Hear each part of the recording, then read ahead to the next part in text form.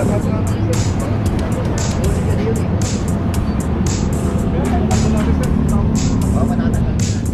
lang kasi tao, ang tagal eh. Ang pisa nila maputahin yan, maputahin sila, maputahin yan. Dami nila ko, ang dami na kayo nakatingin tao. Bayas yan. Sinamantala nila rito yung pagkakasarado ng kalsada at yung pinagpaparadahan. Shoutout sir. Sige po, ingat po. Salamat po. Kaya nga po, dito na yun. Mabuhay na yun po ang De La Fuente sir. Bawal po Kaya tayo. nga po siya, pinita na po. Yun lang sa ano ko, nag-ano. Palawanan po natin sa opisina. Dali mo natin. Kung saan, pwede tayo magparada. Ngayon po, 2023 na, sumunod po tayo sa batas trapiko. Huwag po tayo maging pasaway. Yun lang po, salamat.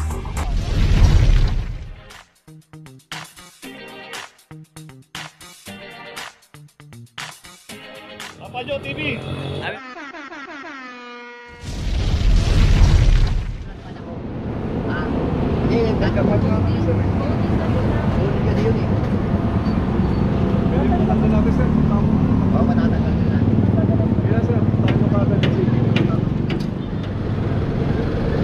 Location natin Blooming Street Extension. At dito yung naka Center Island.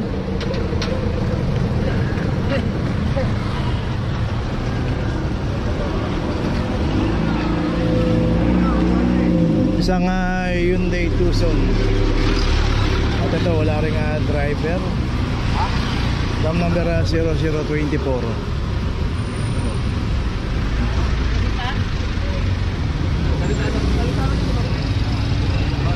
Okay, so Blooming Street Extension corner Salita Street.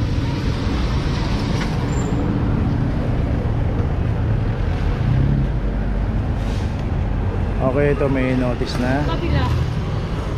Bakit? Baka makita naman yun.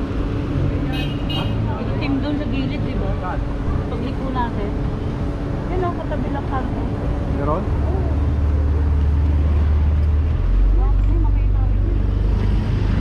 Okay, so kayo isang Honda CR-V rito. Ayun, nakalam na rin at walang driver to. So dito kasi nagka-counter ko sila kasi dito yung kabilang side sinisemento yung kalsada at sarado yung kalsada rito, kaya itong side lang ito ang nadadaanan pa sa ngayon. So itong Honda CR-V 23-49 at saka isang Nissan Sentra dito. Ito wala rin driver, puro Center Island ang pinaradahan ito.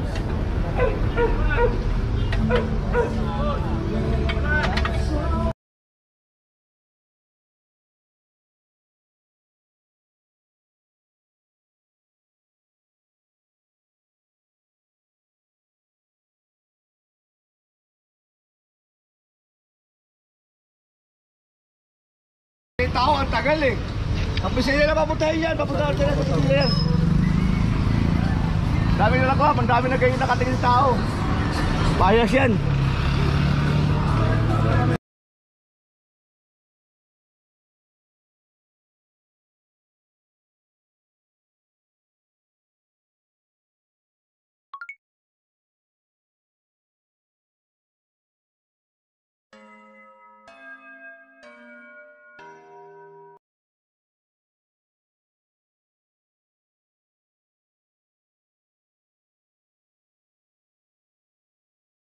Nakalabas dito sa atin ako.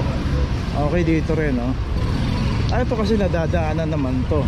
Ang saradong kalsada yun nandito kasi ayan, nakita natin yung doon mixer, ayan, nagsisemento. Pero dito bawal pa rin pong paradahan to kasi alam naman natin kaka-counterflow sila rito para makadaan. Ito yung isang Vios din dito. Ito meron ng Club 23-75. So yun nga, ulitin natin ang Center Island, hindi po paradahan yan. Ginawa po yung Center Island para pagitan ng kalsada. So po natin ugaliin pumarada sa mga Center Island. Okay, ito meron na rin notice. So dito makikita nga natin kumantala nila rito yung pagkakasarado ng kalsada at yung pinagpaparadahan. Shoutout sir. Sige po, ingat po, salamat po.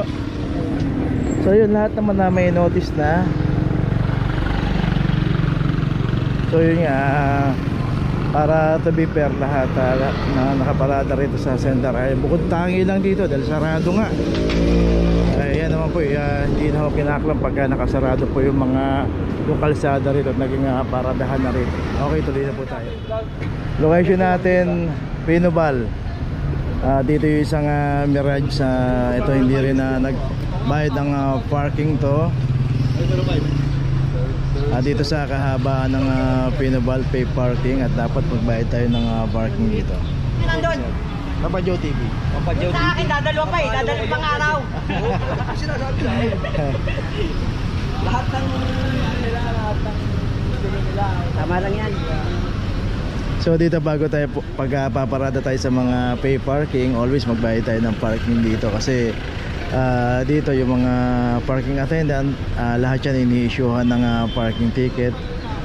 At syempre ampere nga naman doon sa mga ibang nagbabayad ng parking, tapos tayo hindi tayo nagbabayad. So ito pwede rin naman, yung ating magbayad ng parking, lang makaklub tayo. Ito meron na rin notice. Okay sir, thank you sir. Okay, tuloy na po tayo. Location natin, Dapitan Street, corner Craig. Dito yung isang Toyota Hilux. So ito yung delivery truck, nagdi-deliver dito sa convenience store. At ito merong driver. Ayun, at alisin na lang dito. Pero itong isang Hilux naklamp na walang driver. Ito meron na rin clamp 23-69.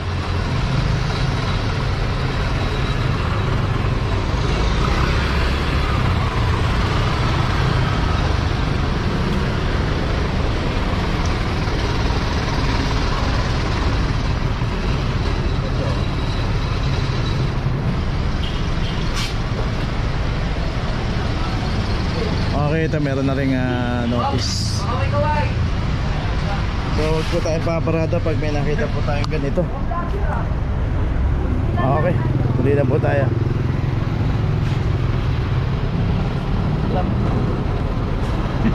Sa daan na kasi tao eh. Karangan sir eh.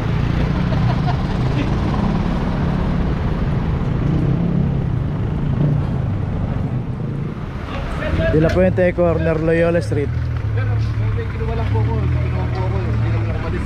Sa loob ng sakyan. Kaya nga po, dito na yun. Mabuhay lane po ang De La Puente sir. Bawal po tayo. Kaya nga po siya, presensya na po. Yan lang sa ano ko, nag-ano. Palawanan po natin sa opisina. Dalhin mo natin sa bakit. Bawal na ako namin yung tanggalin sir. Once na nakakap na ho yan. Sige sir, itawag nyo na lang sir. Bawal na ako namin yung tanggalin sir. Sir, nag-ano lang naman kami po. Sa bawal po tayo sir. Bibili lang kami ng ano. Paano gagawin? Paano kang gawin dito sir? Eh sir, puntahan po natin sa opisina. Dalhin niyo po yung bakit. Ngayon na po? Opo sir, ngayon din sir. Eh, magtatanggal naman po niyan, sir. Nakamotor. Hindi yung maano po rito. Oh, pag halimbawa nag-tricycle lang po kayo, balikan. Tapos may pupunta na po rito nakamotor. Okay. So yun, tuloy na po tayo. Location natin, Reten Street, corner Jaime de la Rosa. Dito yung dalawang sasakyan dito. Isang Ertiga at saka isang Hyundai. Dito kasi one side parking lang. Dito lang pwede pumarada sa left side. At dito yung pinaradahan ng Hyundai at saka Ertiga. Bawal po kasi rito pumarada sa side na to. At ito meron ng clamp to 23-67.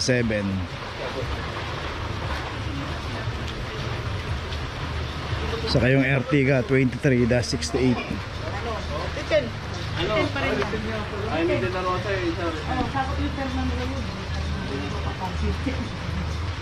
So dito naman kaya nakaparada yung isang sasakyan ng mobile kasi nandito po yung PCP nila.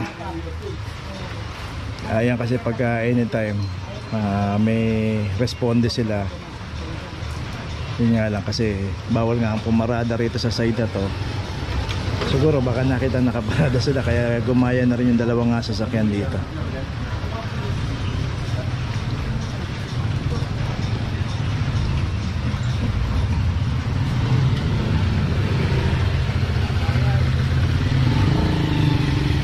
makikita natin yung panahon, umaaraw pero maambon.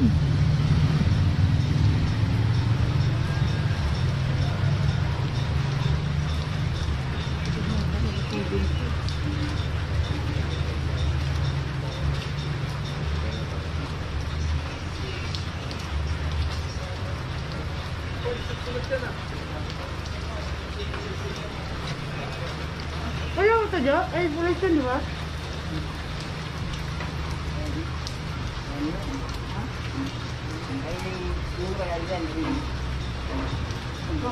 So yung Ertiga meron ng notice, yung iyon na lang ang ginagawa, ay yung Hyundai.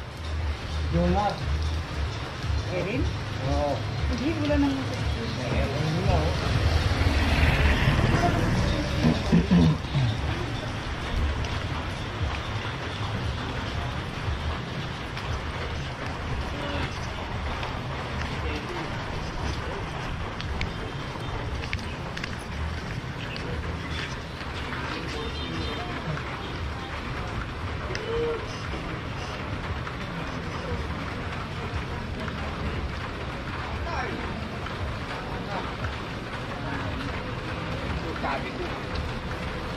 Yan ang sinasabi ko.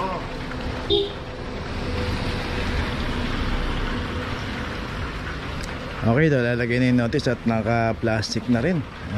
Bigla na naman kasing umambon. Ito natin yung panahon, maaraw. Pero umaambon. Okay, tuloy na po tayo.